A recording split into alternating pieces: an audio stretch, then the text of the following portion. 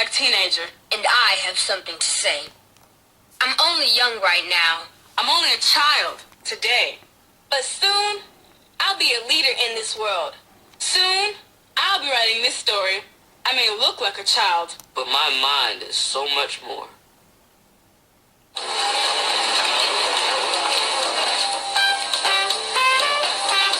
This is Black America.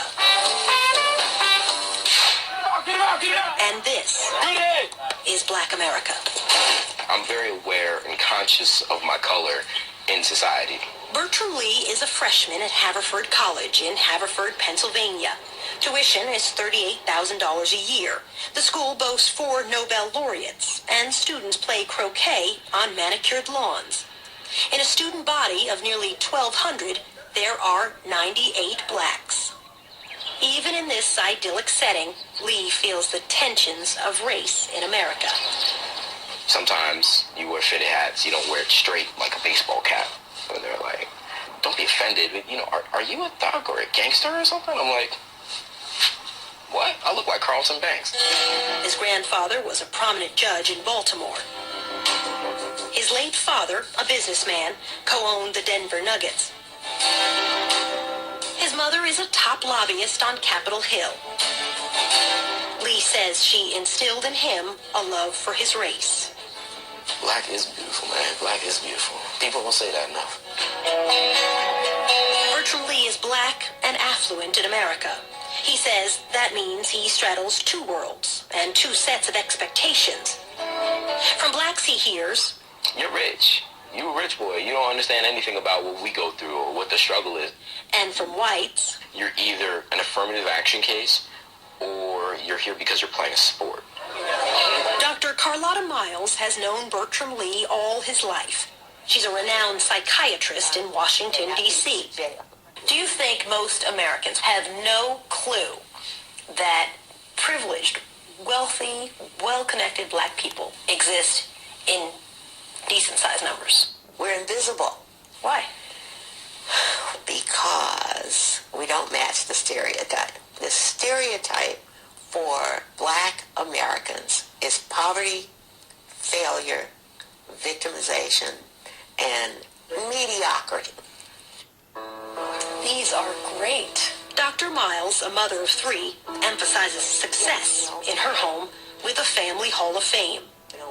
The hall is covered with photographs dating back to the 1850s. That's my dad and his colleagues. These are all doctors.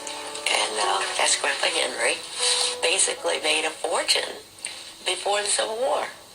This is my beloved grandmother.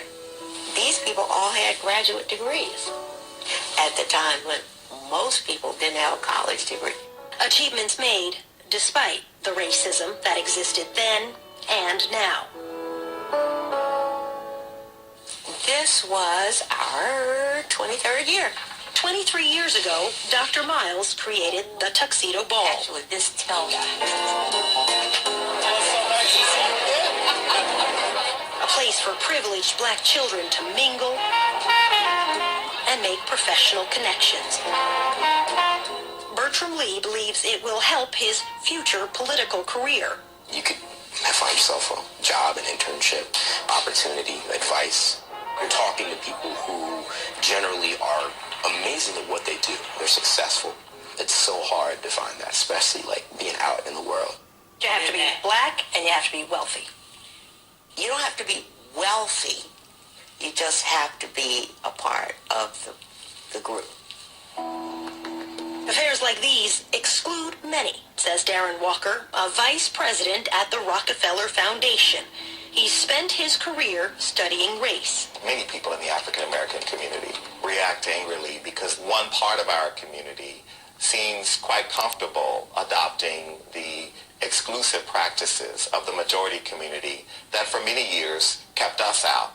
I don't think the tuxedo ball should be vilified. It's doing something for the privileged children whom people think don't need anything. What they see is exclusion. What they see is elitism. Most of us are tremendously active doing things for needy children as well. That afternoon before the gala, There are several black cultures. a day of seminars. If I don't believe in myself, how can I convince you to be my girlfriend? How could I convince you to give me a job? Get your report together. Leadership comes from... In a seminar called Pathways to Leadership, Bertram Lee spoke about his elite New England high school. We'd had many issues with diversity. One of my teachers in my class actually called me a nigger in class. He said, Ma, there was an incident. One of the teachers used the N-word in the classroom. Lee's mother, Laura Murphy, was hurt. The sense of anguish you feel when your child has that hurt sound in his voice, and I was really pleased when he told me that he was going to organize a forum at the headmaster's house. What's the lesson in that? Do something. Do you let it in? Do you let them tell you who you are? No. That evening, the big event.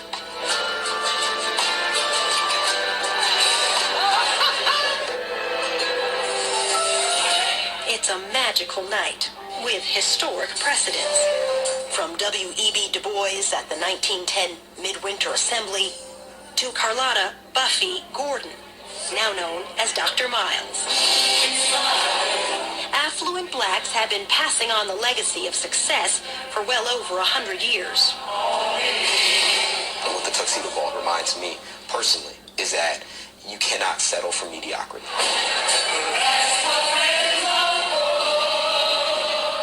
We mobilize our kids to go out and make a difference.